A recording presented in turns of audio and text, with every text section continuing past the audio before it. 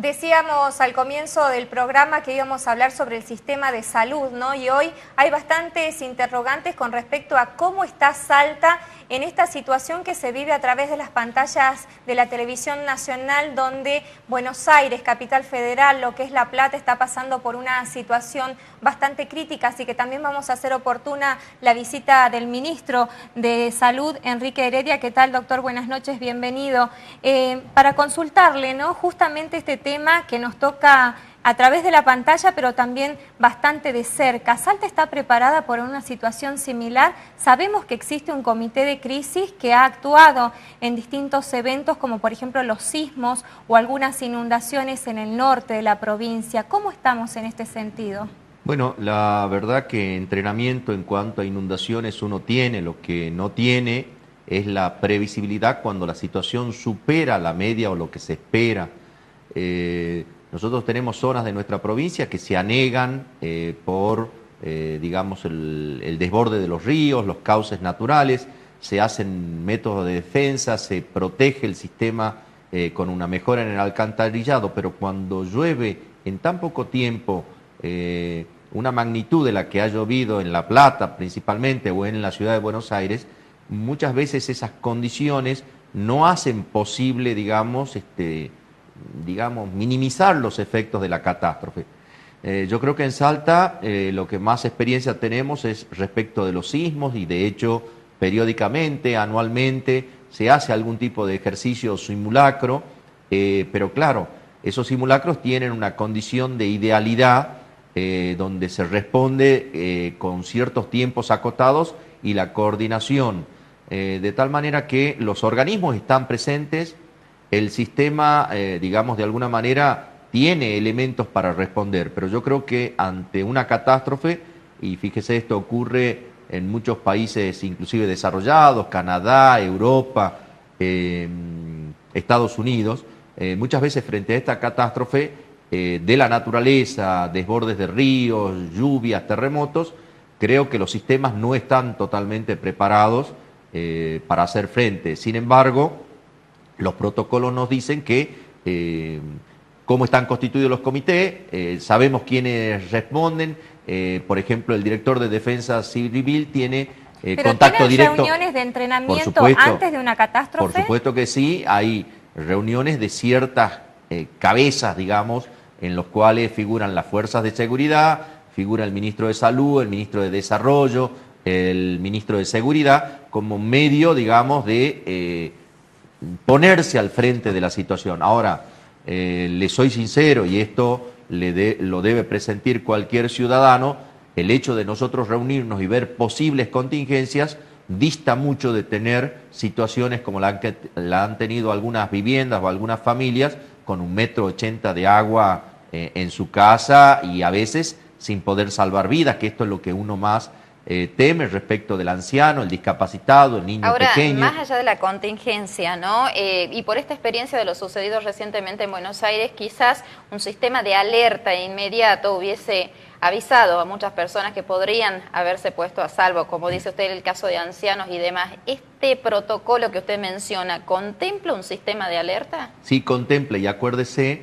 que cuando empiezan estas alertas meteorológicas que se hablan, por ejemplo, en la ciudad, en la zona costera, donde ya se sabe que el río, digamos, puede entrar en cierta zona de los barrios Ceferino o en la zona del puente de la Polonia y demás, ya preventivamente la municipalidad, las zonas que están, digamos, más cercanas, los va evacuando. O sea, hay, digamos, de alguna manera un sistema preventivo. Se cuestionaba ayer por la televisión el tema de falta de sirenas para que la gente pueda saber que está ocurriendo algo, porque justamente esto ocurrió de noche. Lo que ocurre es que nuestra ciudad es tan grande y recuerde, y a veces le va a pasar, a veces está lloviendo copiosamente en la zona de Tres Cerritos, 17 de octubre, supongamos, y en el centro de la ciudad o en la zona sur no pasa nada, o al revés, ¿no es cierto? La tremenda tormenta que nos atacó hace un mes y medio, con granizo, con destrucción, prácticamente se focalizó en la zona sur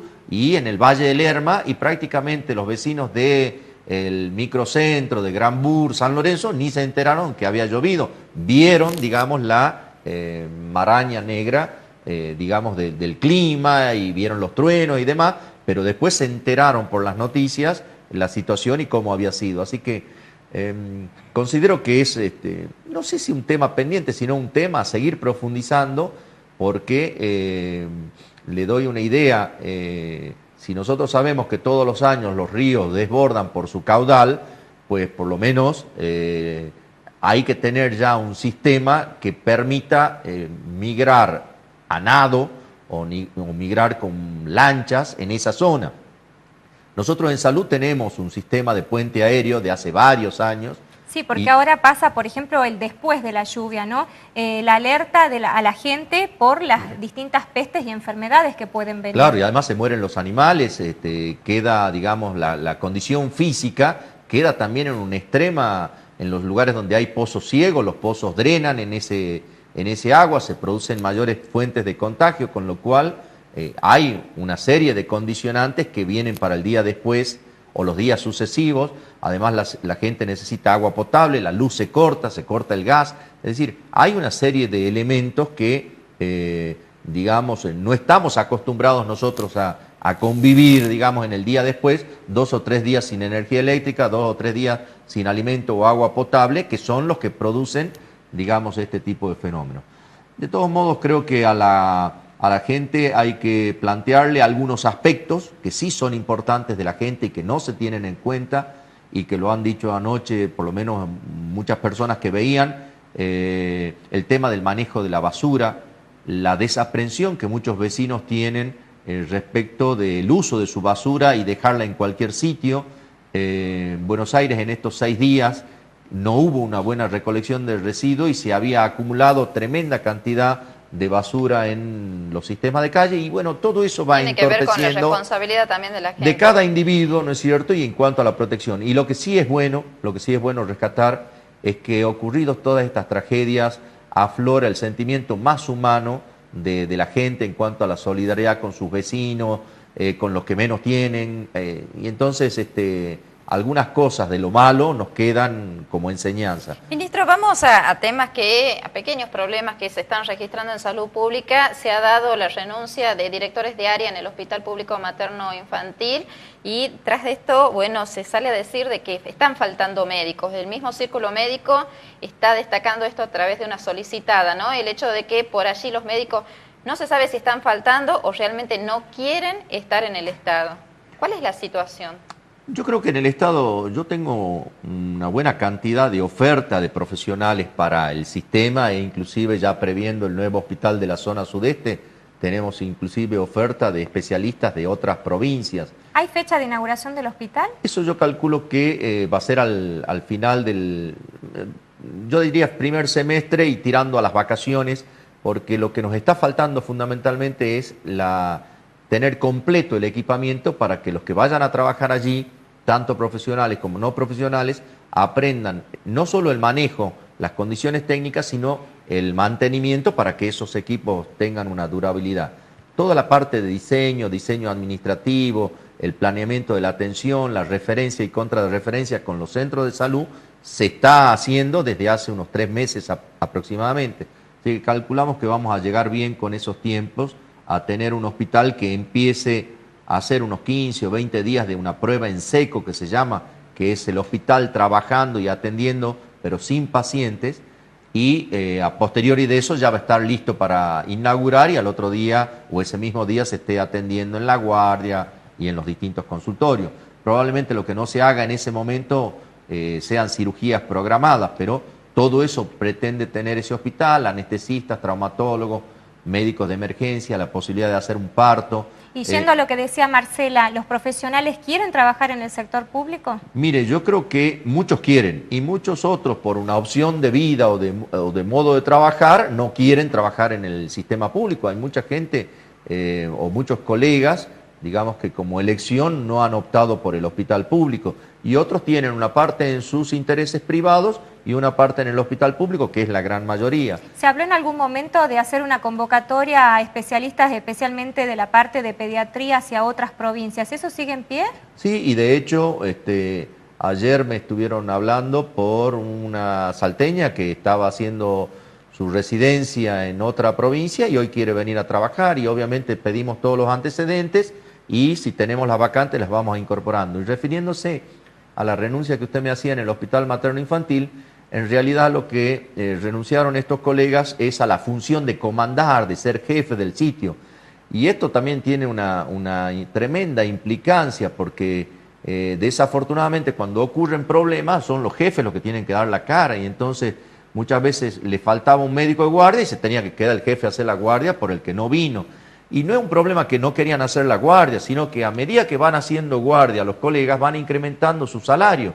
Y las guardias que hacían de más no se las pagaba porque se descontaban en un concepto de impuesto a las ganancias, porque superaban el mínimo no imponible. Entonces, estos colegas veían que tenían un esfuerzo, que tenían que hacer una situación y algunos estaban... ¿Y por qué no trabajaban el resto de los profesionales y cumplían con las horas No, lo que les pasa es que correspondían?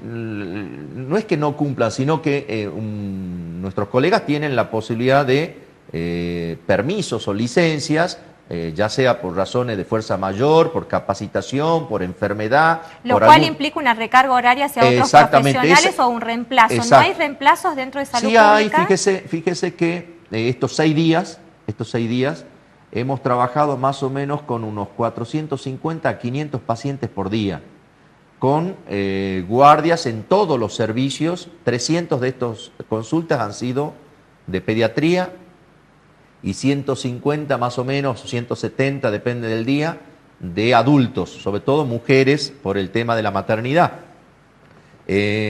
o relacionado con el embarazo. Así que el sistema público respondió, digamos, a esa sobrecarga de 6 días sin la atención, digamos, habitual en el hospital de niños. O sea, la posibilidad de nombrarlos o de generar, digamos, el reemplazo está dado y está previsto y nosotros tenemos los fondos. Lo que ocurre es que muchos colegas, fíjese, cuando usted hace 4 guardias, generalmente no pasa su mínimo no imponible. Pero cuando empieza a hacer a partir de la 5ª, ya entra el mínimo no imponible, que generalmente es casi el total de la guardia que hizo. Entonces la gente dice, ¿para qué voy a hacer una más si no la voy a cobrar? Y si bien es cierto, es un problema impositivo en el cual no podemos influir, tampoco podemos pagar en negro. Está perjudicando al sistema. Y obviamente, y esto pasó en muchos lugares donde el mínimo no imponible es una gran barrera para el trabajo de los colegas. Y después está el otro gran tema, que siempre lo hemos hablado, que es cuán atractivo resulta para un profesional o para un especialista radicarse en una ciudad o en un pueblo del interior. Y en esto tiene varios condicionantes. Obviamente, qué sé yo, le doy una idea. El director de Santa Victoria Este probablemente esté ganando en este momento alrededor de 18 o 20 mil pesos. Pero hay que tener un espíritu para ir a trabajar y vivir en Santa Victoria Este. Pero el año pasado ustedes dijeron que se iba a promocionar mucho esto, se iba a poner mucho énfasis, sin embargo siguen faltando médicos en el seguro. interior. Nosotros hemos incorporado en el interior en estos últimos 3 meses 30 profesionales.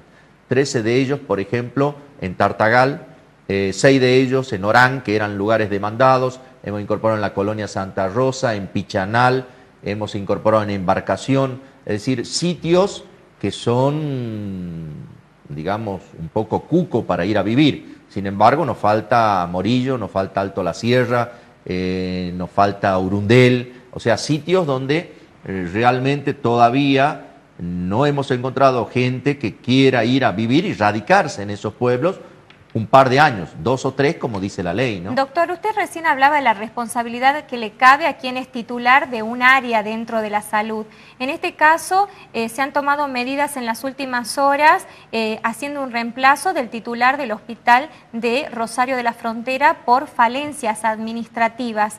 ¿Se tiene que llegar a esto, digamos, a un faltante de dinero importante? Se habla de 800.000 pesos para que se tomen medidas, o hay un monitoreo del manejo de fondos y de lo que es el manejo de los profesionales dentro de los centros de salud y de los hospitales del interior. Muy buena su pregunta. Cada tanto ocurre esto. En el sistema, esto lo hemos analizado, no existe un sistema permanente de auditoría y generalmente uno, cuando ¿se podría poner a partir de esto?